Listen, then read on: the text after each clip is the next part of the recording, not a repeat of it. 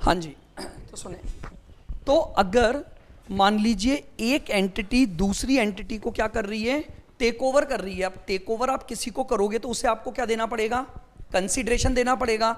अगर वो कंसीडरेशन आपने किस में दिया है, इन फॉर्म ऑफ शेयर्स दिया है, तो इंड एस 102 बोलता है ये ट्रांजैक्शन स्पेसिफिकली 103 में कवर है, तो 102 की अकाउंटिंग नहीं लगेगी। यानी जब कोई भी कंपनी किसी दूसरे बिजनेस को क्या कर रही है, टेक ओवर कर रही है, और बदले में consideration in form of shares अगर दिया जा रहा है, तो इंड एएस 103 की स्पेसिफिक अकाउंटिंग फॉलो होगी, और इस वजह से 102 के ऊपर भी अप्लाई नहीं होगा। Next, whenever shares are issued against unidentified goods and services, कल मैंने इसका एग्जाम्पल भी दिया था आपको, गुडविल अनआइडेंटिफाइड जो भी असेट होती है या अनआइडेंटिफाइड वैल्यू की मैं बात कर रहा हूं, तो दैट रिप्रेजेंट गुडविल की वैल्यू। तो अगर मैंने उसके लिए क्या इशू किए हैं, शेयर्स इशू किए हैं, तो भी मेरा जो इंडेस है वो अप्लाई होगा, यानी अनडिफाइंड। जैसे मान लीजिए फॉर एग्जांपल आपने बचपन में एक एंट्री करी भी है इसकी, मैं आपको ये बोलूं कि मैंने बिल्डिंग खरीदी, तो बिल्डिंग अकाउंट डेबिट मान लीजिए 2 लाख,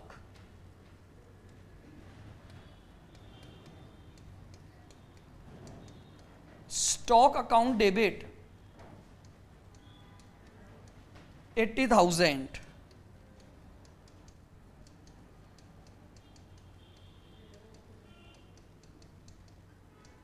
और बदले में मैंने इक्विटी शेयर्स इशू कर दिए 3 लाख, तो मेरे पास डिफाइंड वैल्यू तो 280 आई ना, 2 लाख की तो मेरे पास बिल्डिंग आई और 80 का मेरे पास स्टॉक, लेकिन मैंने शेयर्स कितने के इशू कर दिए, 3 लाख। तो ये जो 20,000 है it will be called undefined, और इसी अनडिफाइंड को हम क्या बोलते हैं, गुडविल डेबिट। अब गुडविल आई थोड़ी मेरे पास, क्या आया ये मेरे पास, कुछ नहीं।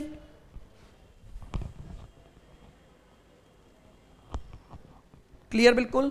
तो अगर मैंने किसी भी अनडिफाइंड, किसके लिए, असेट या अनडिफाइंड गुड्स और सर्विसेज के लिए अगर पेमेंट किया है, तो उसके ऊपर भी मेरा क्या लगेगा, इंड एस 102 अप्लाई होगा।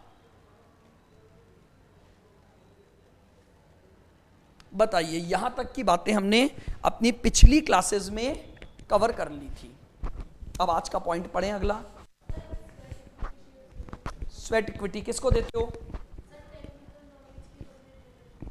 तो बस वही बात आ गई, सर्विस ली आपने उससे, बस वो एग्जिस्टिंग शेयर होल्डर नहीं होना चाहिए। यहां तो एक ही रूल है, आप किसी भी फॉर्मेट में करो, किसी को भी करो, सब कवर हैं, सिर्फ वो कवर नहीं होगा अगर वो मेरी कंपनी का क्या है, एग्जिस्टिंग शेयर होल्डर है। तो आइए अब थोड़ा सा एक पॉइंट है, पॉइंट नंबर 10, जिसको आपको फिर समझना है। लाइन को पहले पढ़ना, whenever an entity enter into a transaction which are to be settled on net basis, which are to be settled on net basis, will not be covered under Ind AS 102, since such transaction are covered under Ind AS of the financial instrument, that is 32, 107, 109। यहां एक point मैंने लिखा, मेरा transaction net basis पर settle हो रहा है। इसका मतलब क्या है, नेट सेटलमेंट का मतलब क्या समझाया। हालांकि नेट सेटलमेंट की डिटेल्ड कवरेज हम कहां करेंगे, यह भी हमारे सिलेबस में है, तब करेंगे। बट अब मेरे पॉइंट को सुनना, छोटे से एग्जांपल से अपन समझते हैं। देखिए क्या हुआ, प्रियल और मेरे बीच में एक एग्रीमेंट हुआ है, बहुत ध्यान से सुनना। प्रियल और मेरे बीच में एग्रीमेंट हुआ, प्रियल मुझे अपनी ये कॉपी, प्रियल मुझे अपनी ये कॉपी 30 रुपए में बेचेगी। हम दोनों के बीच में एक एग्रीमेंट हुआ कि प्रियल ये कॉपी 30 रुपए में बेचेगी ऑन नेट बेसिस, बस एक लाइन लिख दी हमने उसमें, 30 रुपए में बेचेगी ऑन नेट बेसिस। अब समझना क्या हुआ। अब मैं प्रियल के पास गया, मैंने कहा चलो प्रियल अपन इस ट्रांजैक्शन को सेटल करते हैं नेट बेसिस पर। नेट बेसिस का मतलब क्या है, मैं मार्केट में जाऊंगा, मार्केट में इस कॉपी की कीमत ढूंढूंगा। सुनना बहुत ध्यान से, मार्केट में यही कॉपी 40 की मिल रही है, मार्केट में यही कॉपी 40 की मिल रही है। मेरा एग्रीमेंट कितना ऊपर हुआ है, मैं प्रियल को क्या बोलूंगा, देख प्रियल अपना एक एग्रीमेंट हुआ था कि तुम मुझे ये कॉपी कितने में दोगी, 30 में, जिसकी मार्केट प्राइस, यानी इसका मतलब ये हो गया कि मुझे 10 रुपए का फायदा हो गया। मैं तुमसे खरीदता हूं तो कितने में मिलेगी, और मार्केट से खरीदता हूं तो मुझे कितने का फायदा हो गया। बोले एक कॉपी वॉपी भूल जाओ, ये कॉपी तुम्हारे पास रखो, मुझे तो 10 रुपए दे दो। बहुत ध्यान से समझो, मैं बोल रहा हूं ट्रांजैक्शंस को समझो। मैंने प्रियल को क्या बोला, अब इसको ऐसे समझना, मैंने कहा प्रियल कॉपी लाके दो, मुझे कॉपी दो, तुमने मुझसे वादा किया था ना, तो जो वादा किया था वो निभाना पड़ेगा।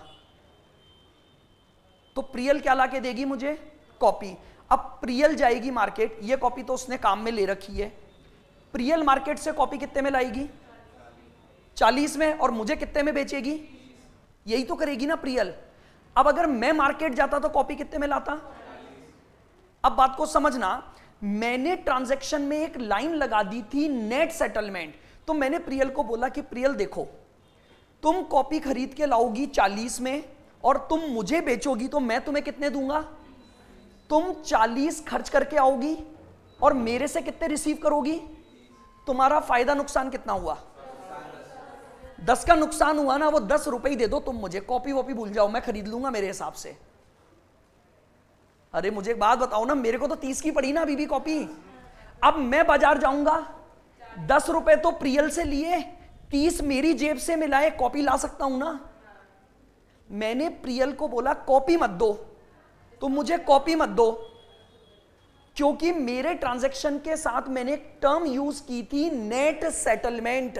नेट सेटलमेंट का मतलब होता है कॉन्ट्रैक्ट वैल्यू और मार्केट वैल्यू का डिफरेंस का लेन देन होगा।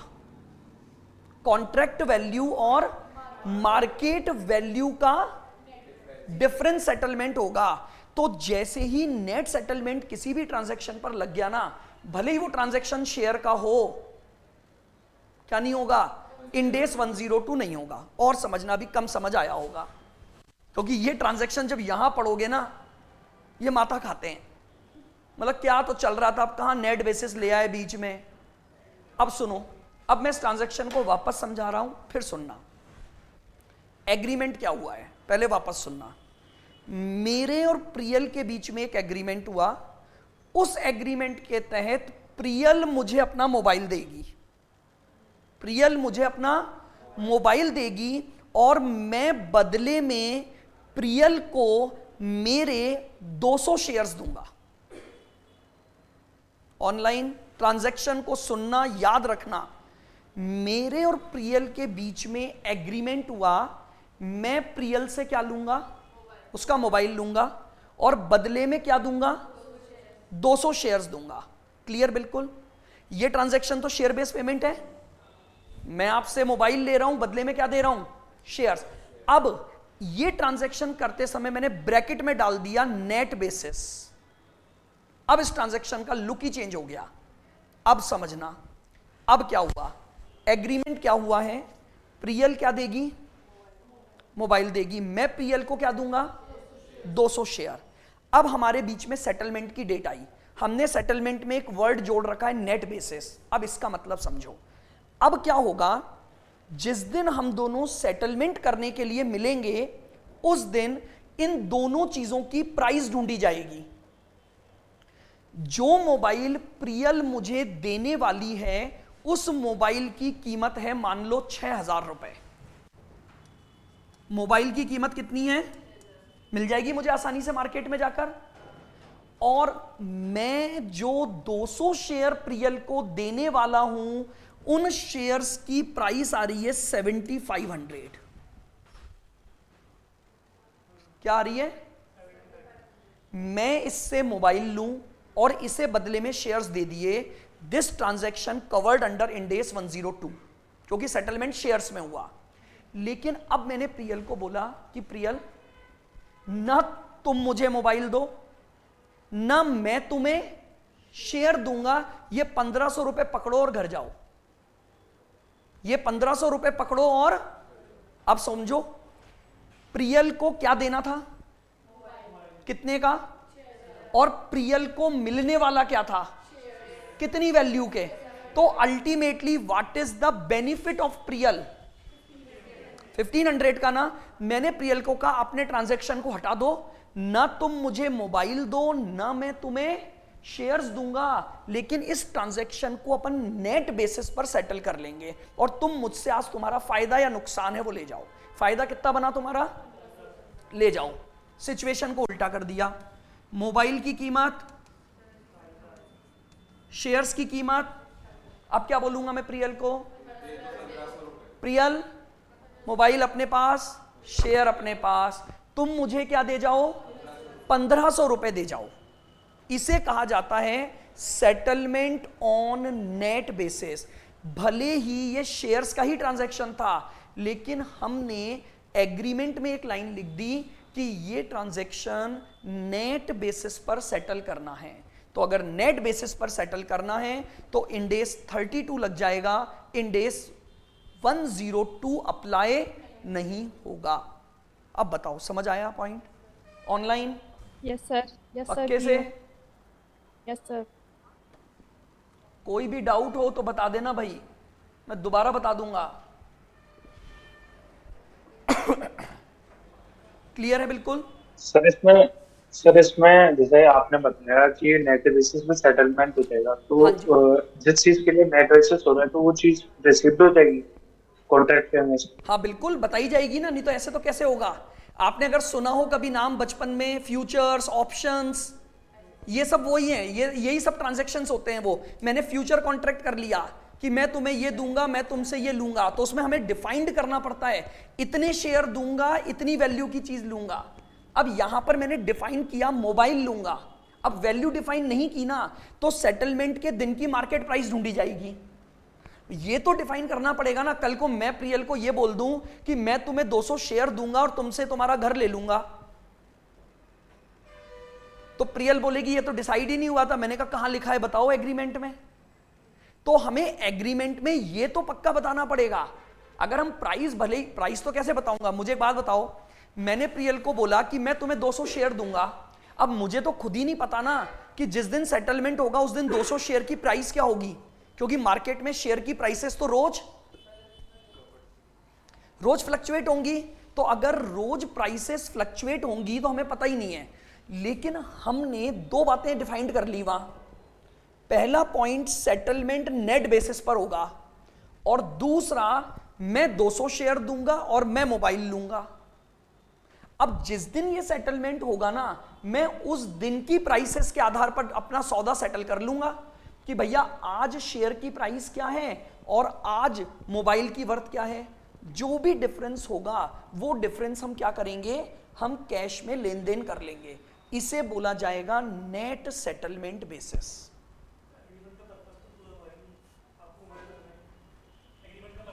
तो करना ही, एग्रीमेंट का पर्पस ही यही था। एग्रीमेंट का पर्पस ही यही था कि मुझे मोबाइल नहीं चाहिए था। बेसिकली दिस इज कॉल्ड, आप समझो स्पेकुलेशंस वगैरह जो हम कहते हैं, सट्टा लगा रहे हैं हम, बट लीगल सट्टा, क्रिकेट वाला नहीं या आईपीएल का सट्टा नहीं, ये लीगल सट्टा होता है। बकायदा मार्केट है इसके, कमोडिटी मार्केट्स। गेहूं की प्राइस पर सट्टा लगाओ। मुझे लगता है कि यार गेहूं की फसल की अभी ये टाइम है, गेहूं की अगर फसल आएगी तो प्राइसेस गिर जाएंगी। रीजन बीइंग सप्लाई बढ़ेगी मार्केट में, सप्लाई बढ़ेगी तो प्राइसेस गिरेगी। तो मैंने आज एक कॉन्ट्रैक्ट कर लिया कि भैया मैं तुमसे इतने क्विंटल गेहूं इस प्राइस पर खरीदूंगा। अब गेहूं खरीद के मेरे को थोड़ी दुकानदारी करनी है। अब ये थोड़ी है कल को ये आ जाए कि लो भैया इतने क्विंटल गेहूं खरीदो, कैश सेटलमेंट। मैंने कहा भैया तुम्हारे पास गेहूं है, प्राइस तय हो चुकी है ना, गेहूं नहीं चाहिए मुझे, गेहूं नहीं चाहिए। सिंपली एक काम करो, आज तुमसे जो कॉन्ट्रैक्ट हुआ और गेहूं की जो एक्चुअल मार्केट प्राइस चल रही है उसके गैप का लेन देन करेंगे बस अपन। तो पर्पस तो हो गया ना भाई। अल्टीमेटली पर्पस तो यही होता है इन कॉन्ट्रैक्ट्स का कि बेनिफिट होने चाहिए, इसीलिए इन कॉन्ट्रैक्ट को फाइनेंशियल इंस्ट्रूमेंट्स के कॉन्ट्रैक्ट बोला जाता है, डेरिवेटिव कॉन्ट्रैक्ट्स। तो इसलिए इंडेस ने बोला भैया मेरे प्रीव्यू से तो बाहर हो अब तुम। अगर तुमने कहीं भी एग्रीमेंट करते समय नेट बेसिस वर्ड यूज कर लिया ना तो मेरे प्रीव्यू से बाहर हो गए, मैं नहीं लगूंगा अब तुम्हारी अकाउंटिंग किसके थ्रू होगी? इनके थ्रू होगी अब तुम्हारी अकाउंटिंग। ऐसे सारे ट्रांजैक्शन यहां कवर होंगे। जहां पर भी नेट सेटलमेंट होगा ना, वो नेट सेटलमेंट कभी भी इंडेस 102 में नहीं आएगा। इंडेस 102 यही तो बता रहा है कि मैं नहीं लगूंगा इस जगह पर। क्यों? क्योंकि मेरा पर्पस पूरा नहीं हुआ। शेयर दिए कहां तुमने? तुमने शेयर्स दिए नहीं ना, शेयर की प्राइस दी तुमने, तो नेट दिया ना। अगर तुम शेयर की प्राइस भी देते तो तुम्हें कितने देने चाहिए थे? कैश सेटलमेंट हो रहा है, जो कैश सेटलमेंट दोनों की मार्केट प्राइस का डिफरेंस है। Price not based on share बोलोगे इसे।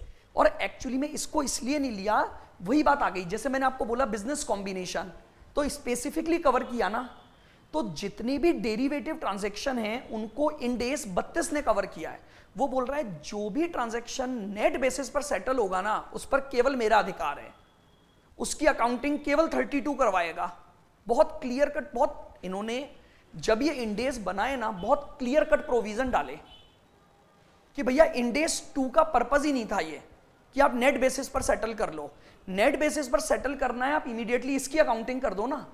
हम ट्रांजैक्शन करने से मना नहीं कर रहे कि आप ट्रांजैक्शन मत करो, आप करो, लेकिन अकाउंटिंग जो करोगे ना वो 102 के थ्रू नहीं करोगे आप करो। और बिल्कुल होते हैं मार्केट में ऐसे ट्रांजैक्शंस जहां पर हम, जैसे आज आप ये देख लो ना डीमेट अकाउंट, अगर आपने सुना हो, वहां पर आपको शेयर आजकल फिजिकली थोड़ी लेते हो आप, प्राइस का ही तो डिफरेंस का लेन देन होता है।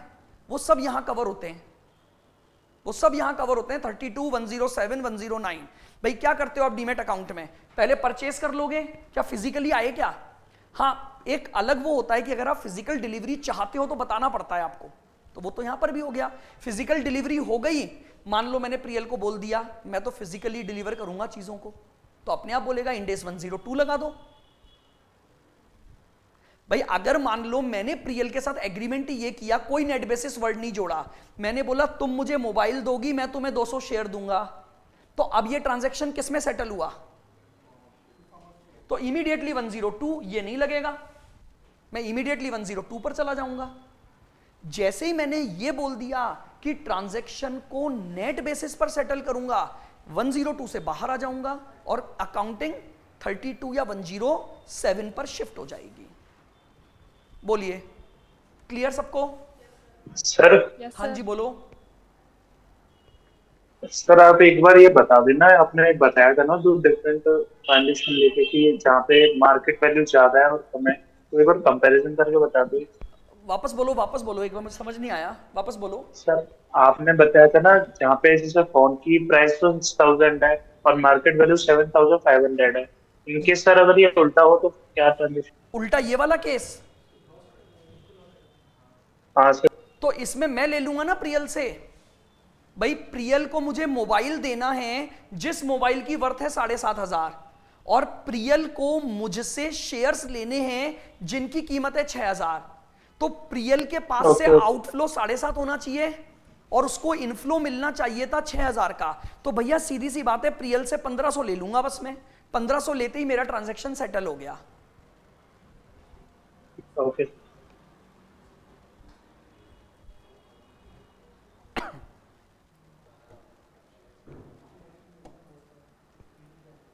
चलिए आगे बढ़े।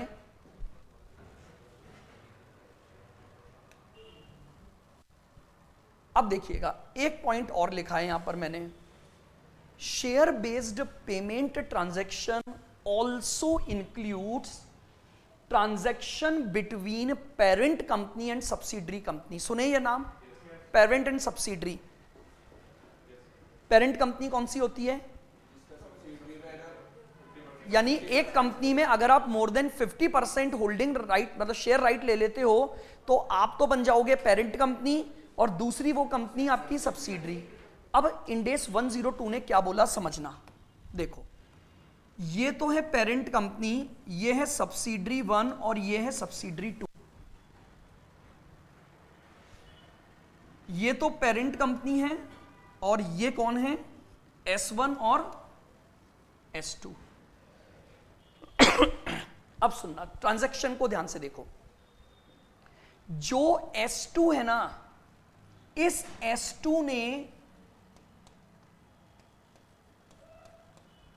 मिस्टर एक्स से मशीन परचेज की। इस S2 ने मिस्टर एक्स से क्या ली? मशीन ली, but due to the agreement parent ने इसको शेयर्स इशू कर दिए। Ind AS 102 will apply. Ind AS 102 will apply. Machine किसने खरीदी? तो पेमेंट किसको करना चाहिए था? S2 को। लेकिन एग्रीमेंट ये हुआ है इस सप्लायर को पेरेंट कंपनी शेयर्स इशू करके पेमेंट करेगी, बट चूंकि ये सब मिलाकर एक ग्रुप कंपनी होते हैं तो इंडेस 102 ने कहा कि हम इन सबको एक ही मानते हैं। जैसे मान लो फॉर एग्जांपल मैं रिलायंस की बात करूं, आज रिलायंस के कई सारे सेगमेंट्स हैं ना, रिलायंस भी होगी फिर उसके साथ और भी हैं, तो उसमें मेन होल्डिंग तो वही है। तो अब अगर इस कंपनी का कोई पेमेंट किसके द्वारा हो रहा है? पेरेंट कंपनी के द्वारा हो रहा है, तो उस केस में शेयर बेस्ड पेमेंट का ही इंडेस लगेगा। बस payment must be in form of shares और बेस्ड ऑन शेयर्स होना चाहिए। और देखो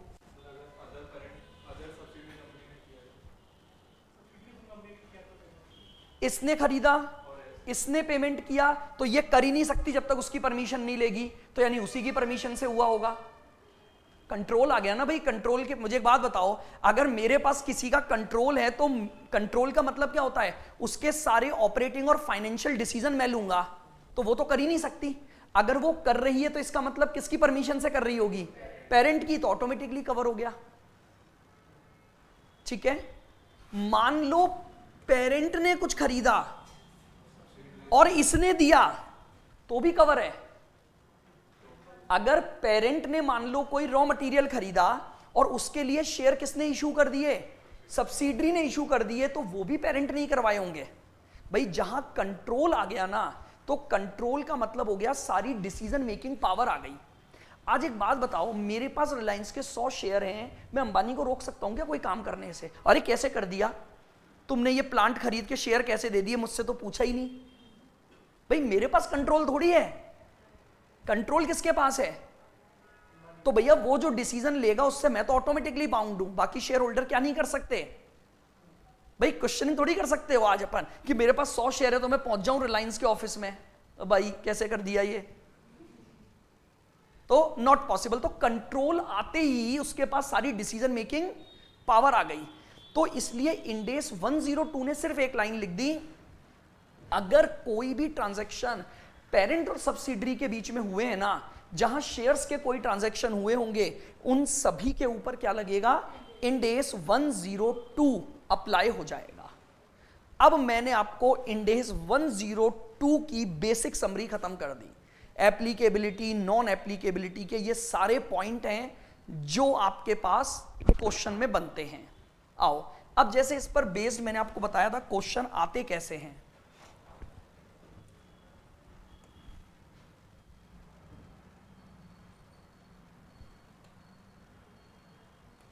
ज्यादा ऊपर नहीं आएगा।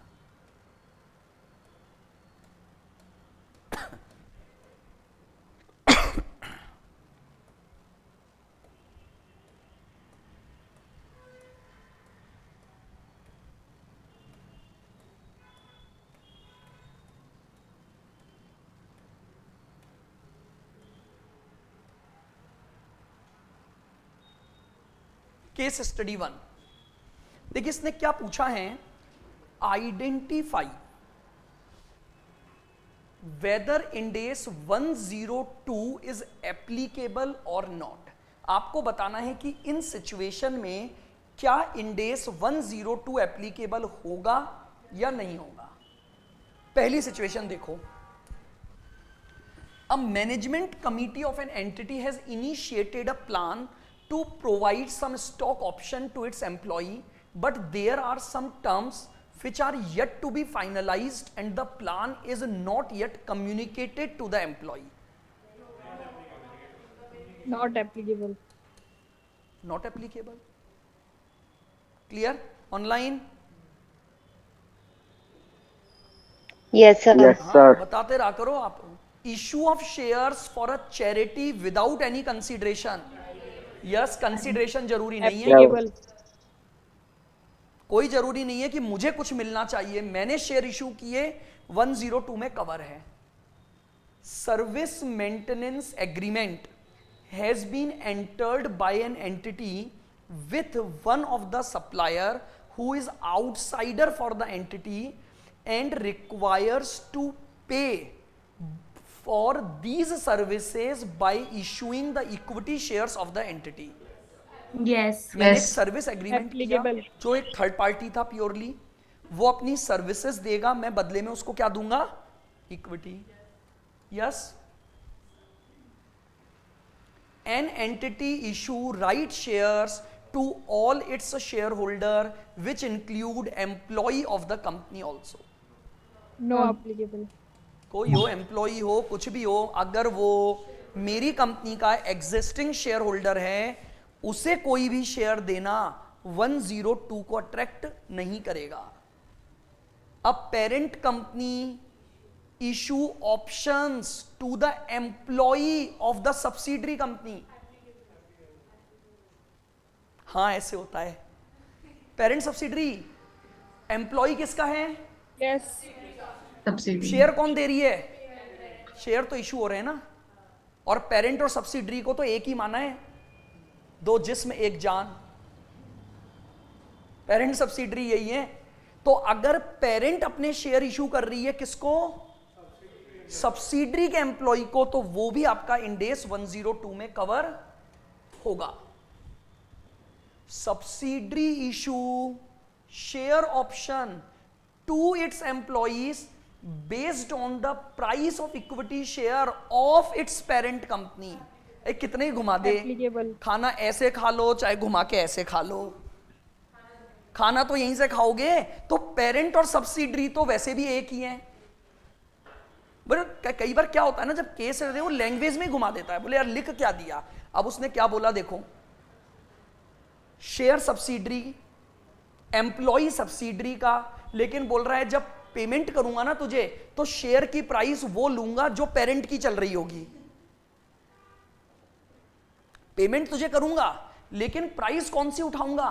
मेरी वाली नहीं, प्राइस उठाऊंगा पेरेंट कंपनी की। तो कोई बात नहीं, कोई सी उठा ले, तो यानी इंडेस लगेगा। An entity issue certain benefits to its employees by taking reference of the earnings of next year. कहीं डिफाइन नहीं है बेनिफिट किस फॉर्म में, बेनिफिट का फॉर्म डिफाइन नहीं किया, तो कंटिंजेंसी छोड़ दी ना। तो इसका मतलब एग्रीमेंट शेयर का नहीं बना, वर्ड टू वर्ड जाना पड़ेगा। आसान उतना ही है जितना टेढ़ा है। पॉइंट टू पॉइंट आपको एक एक चीज क्लियर है तो सारे क्वेश्चन सही। चलो आगे। Equity shares issued under business combination, no. Bonus shares, no. Contract for purchase and sale of goods which are settled on net basis, no. Online यहां तक के पॉइंट क्लियर है क्या? Yes, sir. सर Yes, ये 8th वाला point, कौन सा वाला? 8th वाला सर। 8th बिजनेस कॉम्बिनेशन वाला। तो बिजनेस कॉम्बिनेशन तो अपन ने पढ़ा ना, स्पेसिफिकली एक्सक्लूड है। बिजनेस कॉम्बिनेशन का अगर ट्रांजैक्शन हो रहा है तो ये पक्का पक्का 103 में जाएगा। इसके ऊपर कभी भी 102 एप्लीकेबल नहीं होगा।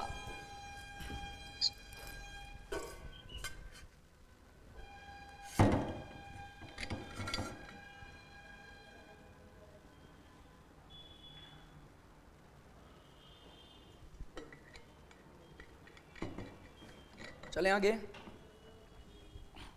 Yes sir. Point number 11, an entity granted shares with a total fair value of 1 lakh to a non-profit organization as a means of enhancing its image as a good corporate citizen। हमने क्या दिया है? Shares दिए हैं। Charity अब donation. किसी को ही दो, कुछ लो मत दो, अपनी रेपुटेशन बढ़ाओ, अच्छे नागरिक बनो, कुछ ही बनो, इशू क्या कर दो? शेयर्स। तो शेयर इशू कर दोगे तो इसके ऊपर इंड एस 102 एप्लीकेबल हो जाएगा।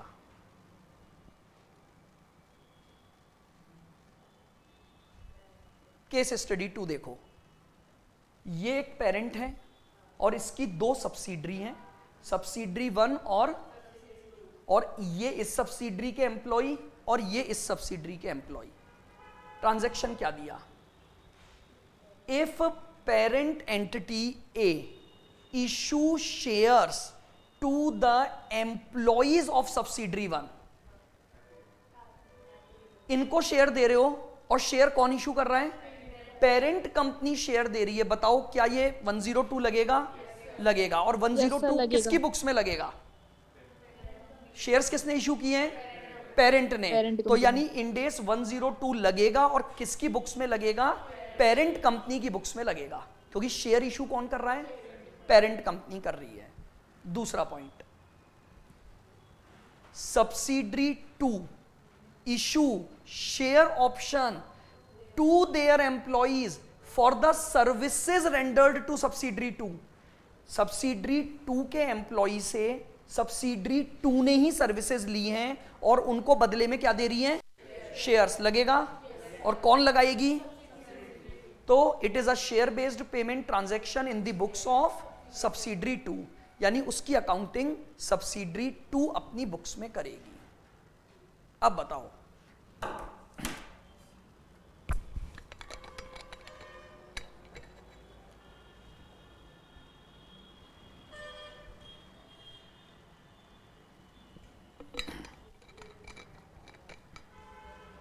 बोलो आया समझ में?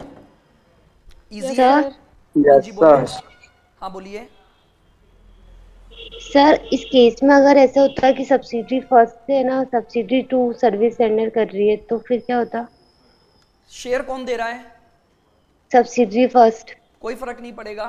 सब्सिडरी अपने बिहाफ पर तो डिसीजन ले ही नहीं सकती ना, यस तो सर। इसका मतलब वो पेरेंट के कहने पर ही होगा। Yes sir. तो बिल्कुल इंडेस 102 लग जाएगा। Okay sir.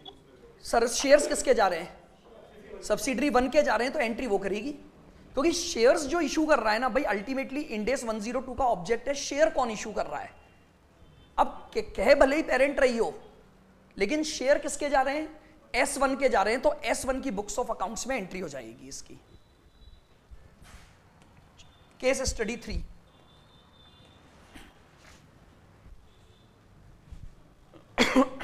कंपनी Z ने एक फॉरवर्ड कॉन्ट्रैक्ट किया है to buy the raw material at a price equal to the market value of 2000 shares. मैंने प्रियल से एक एग्रीमेंट किया। फॉरवर्ड का मतलब फ्यूचर में खरीदोगे, पढ़ा होगा आपने थोड़ा बहुत इसको AS 11 में, inter level accounting for forward contract. Yes sir. कोई बात नहीं भी पढ़ा तो भी फॉरवर्ड का मतलब होता है फ्यूचर में होगा ये। तो मैंने फ्यूचर का एक कॉन्ट्रैक्ट किया है। क्या कॉन्ट्रैक्ट किया प्रियल से? मैं इससे रॉ मटेरियल लूंगा और इसको बदले में क्या दूंगा? प्राइस दूंगा, पैसा दे दूंगा। जो प्राइस किस पर बेस्ड होगी? मार्केट वैल्यू ऑफ 2000 शेयर पर बेस्ड होगी। अब उसने सिचुएशन दी है, अगर आप अपना ट्रांजैक्शन सेटलमेंट कर रहे हो नेट बेसिस पर, क्या कवर होगा? नहीं होगा। No sir. यानी नहीं होगा। अगर मैं नेट बेसिस पर सेटलमेंट कर रहा हूं तो ये ट्रांजैक्शन इंडेस 102 में कवर नहीं होगा। दूसरा, settle in cash and take the delivery of the raw material, नहीं होगा। यस सर होगा ना, बेस्ड ऑन शेयर्स होगा, सर प्राइस। क्योंकि मैंने शुरू में ही बोल दिया तुम्हें 2000 शेयर की प्राइस दूंगा ना। तो बेस्ड ऑन शेयर ही तो दे रहा हूं कैश। भाई एग्रीमेंट क्या हुआ था कि मैं तुम्हें कैश दूंगा, प्राइस दूंगा, और वो प्राइस किस पर बेस्ड होगी? शेयर्स पर। तो दे सकता हूं ना। तो अब भले ही मैं कैश दे रहा हूं, लेकिन कैश देकर अगर मैं डिलीवरी ले रहा हूं और वो कैश किस पर बेस्ड हो गया? शेयर की प्राइस पर बेस्ड हो गया, तो इंडेस 102 लगेगा। अब इसकी जगह मैंने बोला कि शेयर्स ले लो और मुझे डिलीवरी दे दो, तो ये फॉर्म ऑफ शेयर्स हो गया। तो अगर मैंने इनको शेयर्स दिए और शेयर्स देकर क्या ले लिया? रॉ मटेरियल ले लिया, तो उस केस में तो वैसे भी ये transaction in form of shares हो गया, तो 102 अप्लाई हो जाएगा। अब बोलिए, कुछ ज्यादा ऐसा तो नहीं लग रहा कि बहुत सारा पढ़ लिया? हाँ जी बोलो। सर इसका आंसर कैसे प्रेजेंट करेंगे? आंसर बस आपको लिखना पड़ेगा एज पर द प्रोविजंस ऑफ इंडेस 102। जैसे मान लो आप कौन से का लिखवाओ, मैं लिखवाऊंगा आपको। अभी का शीट पे तो मैं केवल एक एक्सप्लेनेशन दे रहा हूं, ये सब आंसर लिखेंगे अपन जितने भी क्वेश्चंस हैं। भाई कोई सा भी ले लो, जैसे मान लो नेट बेसिस पर सेटल हुआ, तो अब इसका आंसर आपको लिखना पड़ेगा कि एज पर the provisions of Ind AS 102 if any transaction settled on net basis then it must be covered under Ind-AS 32, 107 and 109 and hence 102 is not applicable।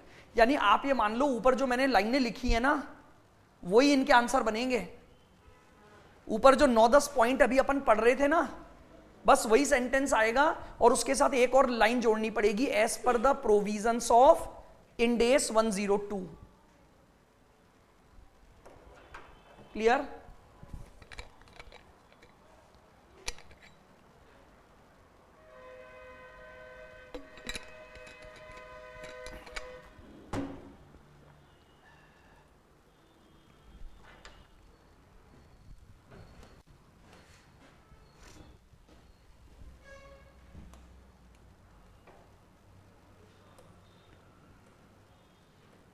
अब आइए, अब यहां से हमारा प्रैक्टिकल पार्ट चालू होता है।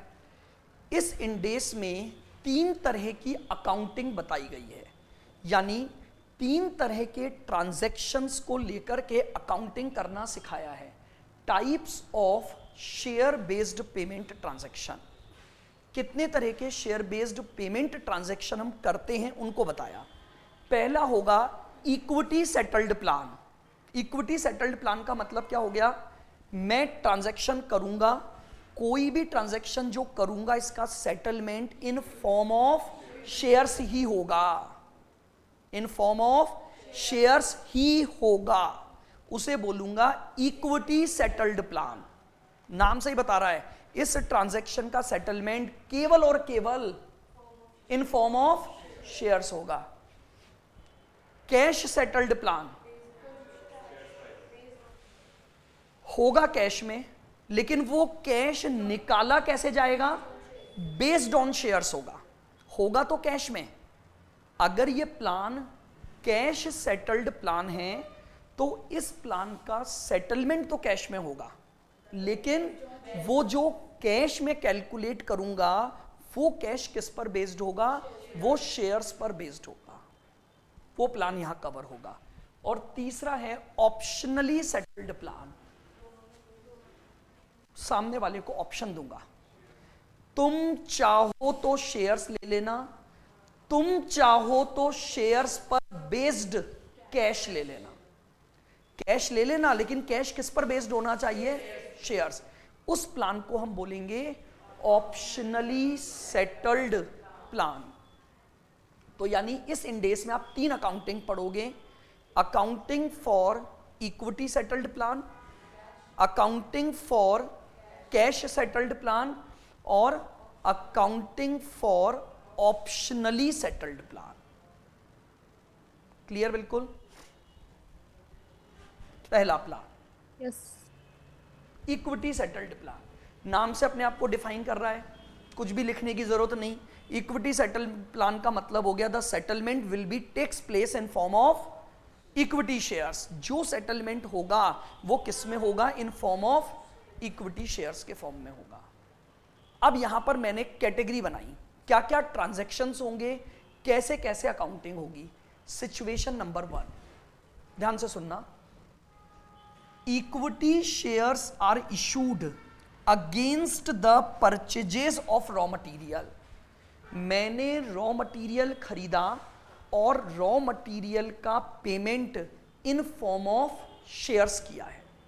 ट्रांजैक्शन क्या हो रहा है, मैंने रॉ मटेरियल खरीदा और रॉ मटेरियल के ट्रांजैक्शन का सेटलमेंट किस में हुआ, इन फॉर्म ऑफ शेयर्स हुआ है। रिकॉर्ड कैसे किया जाएगा, ध्यान से सुनना। First preference, transaction should be recorded at fair value of raw material. मुझे इस बात से मतलब नहीं है मैंने शेयर क्या दिए, transaction will be recorded at fair value of raw material, अगर वो अवेलेबल है तो। What does it mean, for example समझना, मान लो मैंने एक ट्रांजैक्शन किया, मैं रॉ मटेरियल परचेस करूंगा,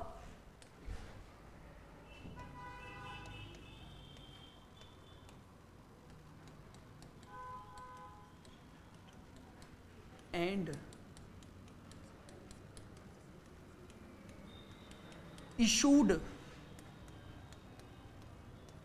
10,000 shares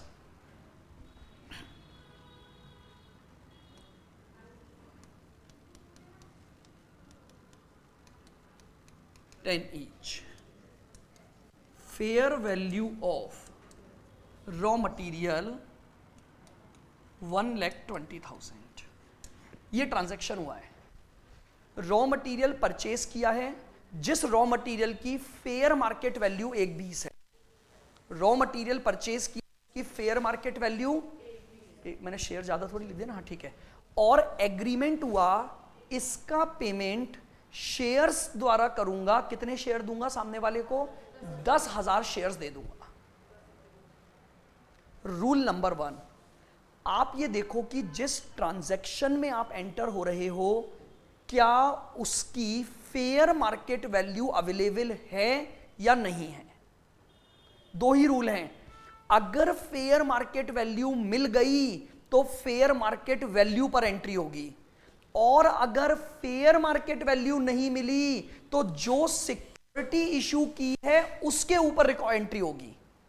अब मुझे बताओ, इधर देखना, क्या यहां पर जो मटेरियल खरीदा उसकी फेयर वैल्यू अवेलेबल है क्या?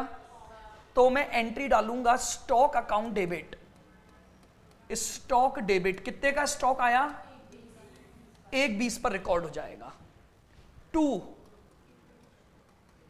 इक्विटी शेयर कैपिटल कितनी, 1,00,000 शेयर तो मैंने कितने के दिए, 1,00,000, तो बाकी का पैसा चला जाएगा टू सिक्योरिटी प्रीमियम। यानी मैं मानूंगा, मैंने ये माना है कि मेरा शेयर 10 रुपए की फेस वैल्यू वाला 12 रुपए पे चल रहा होगा मार्केट में। प्रीमियम पर भी तो इशू करते हैं अपन शेयर्स, क्योंकि मैंने क्या वर्थ ली, 1,20, तो पेमेंट मेरी तरफ से 1,20 का जाना चाहिए था, लेकिन एग्रीमेंट के थ्रू मैंने उसको शेयर कितने दिए, 10,000 शेयर 10 रुपए वाले। तो इसका मतलब बाकी का पैसा कहां चला गया, सिक्योरिटी प्रीमियम पर चला जाएगा आपका। तो क्या हो गई entry, stock account debit, 2 equity share capital और 2 सिक्योरिटी प्रीमियम। लेकिन अगर मान लो ये गायब कर दूं मैं, अब ये गायब कर दूं, यानी स्टॉक की फेयर मार्केट वैल्यू नहीं है, तो इंडेस बोलता है जो सिक्योरिटी इशू की है ना उसकी वैल्यू पर एंट्री रिकॉर्ड कर दो। तो यानी अब मैं एंट्री क्या डाल दूंगा, stock to equity share capital कितने से, 1,00,000 से। बस ये हो गया मेरा ट्रांजैक्शन खत्म। बहुत क्लियर कट रूल दिया इंडेस ने। इंडेस बोल रहा है जो ट्रांजैक्शन करोगे ना पहले उसकी फेयर मार्केट वैल्यू ढूंढो, अगर उसकी फेयर मार्केट वैल्यू मिल गई ना तो transaction should be record at the fair market value. आपने रॉ मटेरियल खरीदा तो रॉ मटेरियल की फेयर मार्केट वैल्यू ढूंढो, अगर वो मिल गई तो उस पर रिकॉर्ड कर दो, और अगर वो नहीं है तो जो सिक्योरिटी आपने इश्यू की है उनकी जो वैल्यू है उस पर आप अपने ट्रांजैक्शन को रिकॉर्ड कर दो। क्या चीज? किसकी? यहां पे अब वैसे समझो, प्रैक्टिकली ऐसा कंपनी करेगी नहीं 90,000 की चीज लेकर 1 लाख का पेमेंट करे। ये तो पॉसिबल है कि 1/20 का लेकर कम शेयर दे, क्योंकि उसे शेयर होल्डर के बेनिफिट मिलेंगे फ्यूचर में जाकर। भाई आप प्रैक्टिकली सोचो, मैं आपको ये बोलूं कि आप आज मुझे क्या कर दो, मैं आपको क्या दूंगा, शेयर्स तो 1 लाख के दूंगा, और बदले में आप मुझे 90,000 का मटेरियल दे दो, मैं करूंगा क्या ऐसी एंट्री? ऐसा ट्रांजैक्शन प्रैक्टिकल लाइफ में नहीं होता। देखो बुक्स में तो हो सकता है, हालांकि देखो अगर मैं आपको बताऊं ना, इन डेज को लगाने का जो पर्पस था ना, वो एक बहुत बेसिक पर्पस था, अकाउंटिंग को बहुत एक्यूरेट लाना, जो प्रैक्टिकल लाइफ में चलती है। फेयर वैल्यू रिकॉर्डिंग, हमारे एएस में बहुत कमियां थी, फेयर वैल्यू इग्नोर हो रही थी हर जगह पर। इन डेज ने सब कुछ फेयर वैल्यू पर लिया, और उन्होंने मार्केट में ट्रांजैक्शंस को जब दिया ना, तो अकाउंटिंग इसी तरह से बनाई कि यार जो मार्केट में होने चाहिए। कोई भी कंपनी ऐसा नहीं करेगी कि शेयर्स तो क्या दे रही है ज्यादा के, और वर्थ उससे कम ले रही है। अगर फिर भी करती है, देखो अब मैं ये नहीं बोल रहा, हमारे बुक्स में तो कुछ भी आ सकता है, हमारे इसमें तो हम क्या मान लेंगे उसको, फिर डिस्काउंट मान लो। भाई हम ये मान लेंगे कि सामने वाले से हमने उसे शेयर तो 1 लाख के दे दिए, लेकिन हमें बदले में वर्थ कितनी मिली, 90,000, तो डिस्काउंट हो गया, ठीक है। बट प्रैक्टिकली ऐसा क्वेश्चन आपको अवेलेबल नहीं होना इन डेज में। एक्यूरेट अकाउंटिंग है पूरे इन डेज में, इसमें ही नहीं, आप जितने इन डेज पढ़ोगे ना, बहुत परफेक्ट अकाउंटिंग बनाई है। इसीलिए इनको आपको समझना पड़ेगा क्वेश्चन करने से पहले। क्वेश्चन बहुत इजी आते हैं, अगर कॉन्सेप्ट बैठ गया उसके बाद क्वेश्चन गलत नहीं होंगे। सबसे बड़ी बात क्या है, इन डेज ने हर एक बात को, हर एक पॉइंट को लिखा है। इमेजिन कुछ नहीं है यहां पर, ऐसा नहीं है हम इमेजनरी तरीके से कोई अकाउंटिंग कर रहे हैं। बहुत बढ़िया अकाउंटिंग है, क्योंकि आईएफआरएस से ऑप्ट किया, और आईएफआरएस बहुत प्रॉपर बने हुए हैं, तो इसलिए हमारे पास जितनी भी अकाउंटिंग है वो प्रॉपर है। बताइए, क्या पहला ट्रांजैक्शन सबको समझ आया? वापस से सुन लेना। Whenever raw material is purchased against the shares, हमने क्या खरीदा है, रॉ मटेरियल खरीदा against the shares. Preference number 1, transaction should be recorded at, बोला करो, fair value of raw material if available. ये फर्स्ट प्रेफरेंस होगी। अगर fair value of raw material available नहीं है तो हम किस पर रिकॉर्ड कर देंगे, fair value of security granted. हमने जो सिक्योरिटी इशू की है उसकी फेयर वैल्यू पर ट्रांजैक्शन को रिकॉर्ड कर दिया जाएगा। बताइए, अभी मैंने लिखवाया नहीं है, सब नोट्स में ऑलरेडी है। जहां चीजें नहीं होंगी हम वही लिखेंगे, क्योंकि जितना आप लिखने पर ध्यान दोगे उतना समझ कम पाओगे। हालांकि कई टॉपिक होंगे जो कुछ लिखनी भी पड़ेंगी बातें आपको। बहुत है आज के लिए, भारी हो गया क्या सर? क्लियर है बिल्कुल यहां तक की बातें? Yes sir, clear. कोर्स की समरी बता दूं? अच्छा, फर्स्ट क्लास में नहीं थे आप। चलो एक बार मैं, बस छोटा सा कोर्स है अपना, ज्यादा बड़ा नहीं है वैसे इसका कोर्स। बस ये रहा, देखो कितना प्यारा सा है, इतना सा बस। देखिए हमारे कोर्स का जो डिवाइडेशन है, 25 नंबर में कुछ स्पेसिफिक इंडेस हैं हमारे पास। वो स्पेसिफिक इंडेस ये हैं जो 25 नंबर का वेटेज रखेंगे।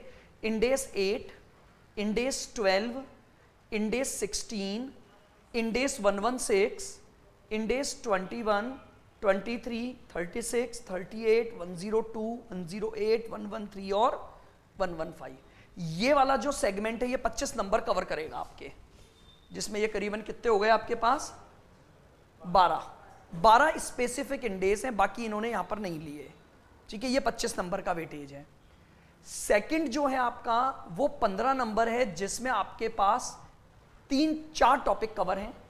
वैल्यूएशन ऑफ गुडविल की अकाउंटिंग, वैल्यूएशन ऑफ शेयर्स की अकाउंटिंग, एनबीएफसी की अकाउंटिंग, और जो फाइनेंशियल इंस्ट्रूमेंट में आपको अभी बता रहा था, यानी इंडेस 32, 107 और 109, ये 4 टॉपिक मिलाकर आपका कितना नंबर का वेटेज रहेगा? 15 नंबर का वेटेज रहेगा आपका। अगला सिंगल चैप्टर है अकाउंटिंग फॉर बिजनेस कॉम्बिनेशन, जो 20 नंबर का आएगा। सिंगल चैप्टर, सिंगल इंडेस है इसका, इंडेस 103, ये 20 नंबर का आएगा। फिर अगला भी सिंगल चैप्टर है कंसोलिडेशन की अकाउंटिंग, सेक्शन में आपके पास है कंसोलिडेशन, ये भी इसका वेटेज भी कितना है? 20 नंबर। इसके साथ कुछ एक्स्ट्रा इंडेस भी कवर होंगे, जैसे इसका मेन इंडेस तो है आपका इंडेस 110, उसके अलावा कवर होगा इंडेस 27, कवर होगा इंडेस 28, कवर होगा इंडेस 111, कवर होगा इंडेस 112। ये सारे बेसिकली इसके छोटे छोटे इंडेस हैं। मेन इंडेस तो क्या है? 15 नंबर का तो ये आएगा फिक्स। 5 नंबर में इनमें से कोई क्वेश्चन चाहे थ्योरी आ जाए चाहे प्रैक्टिकल आ जाए। उसके बाद क्या हुआ? अच्छा, टोटल इंडेस। अब तो इंडेस ही पढ़ने हैं सारे, अब क्या है, जो अभी नहीं पढ़ोगे वो बाद में पढ़ोगे भाई। अब तो जैसे ये मैंडेटरी हो जाएगा तो आप किसी भी इंडस्ट्री में चले जाओ, वहां पर एप्लीकेबल इंडेस ही होंगे अब सारे। तो आपके कोर्स में भी सारे नहीं लगाए इन्होंने, धीरे धीरे आपको पढ़ना पड़ेगा, बट वो पढ़ने में मजा देगा क्योंकि पैसे मिलेंगे ना उस पढ़ने के। भाई जब जॉब के साथ पढ़ोगे ना तो वो चीज मोटिवेशन मिलता है भाई। मोटिवेशन सबसे बड़ी चीज होती है, और सबसे बड़ा मोटिवेशन यही है, मनी। तब आप पढ़ लोगे। और एक और चीज बताता हूं, तब आप अपने आप पढ़ के समझ भी लोगे। अभी आज मैं आपको बोल दूं ना ये इंडेक्स पढ़ के समझ के समझाओ, दिमाग ही नहीं चलेगा अपना, ऐसा लगेगा ये क्या कर लिया, क्योंकि अभी आप पैसे दे रहे हो। वो बोल रहे बोले हम पैसे दे रहे, हाँ इसलिए मुझे समझना है अब कि मुझे आपको समझाना है क्योंकि मुझे मिलेंगे। लेकिन नहीं, रियलिटी है, आप कोई भी चीज उठा लो, आप जिस दिन, आप जैसे आज आपको कोई बोले ना कि इंटर, आप क्या बोलोगे? हो गया यार, कुछ नहीं है, हो जाता है आराम से। और जब खुद ने दिया था ना तो पेपर 10 में रोए थे सब लोग बाहर आके। लेकिन आज पूछो, अरे यार कुछ ही नहीं है, एफएम तो बहुत इजी है, कॉस्टिंग में कुछ होता ही नहीं है, लॉ तो ऐसे ही पढ़ ली हमने, पता ही नहीं लगा क्या पढ़ ली। आज फाउंडेशन कुछ नहीं है ना, फाउंडेशन बेहतर फाउंडेशन वालों से पूछो, उनकी तो उसमें ही जान निकल जाती है। तो वो जिस दिन आप सीए में बन जाओगे ना, उस दिन बोलोगे क्या था यार, हो गया।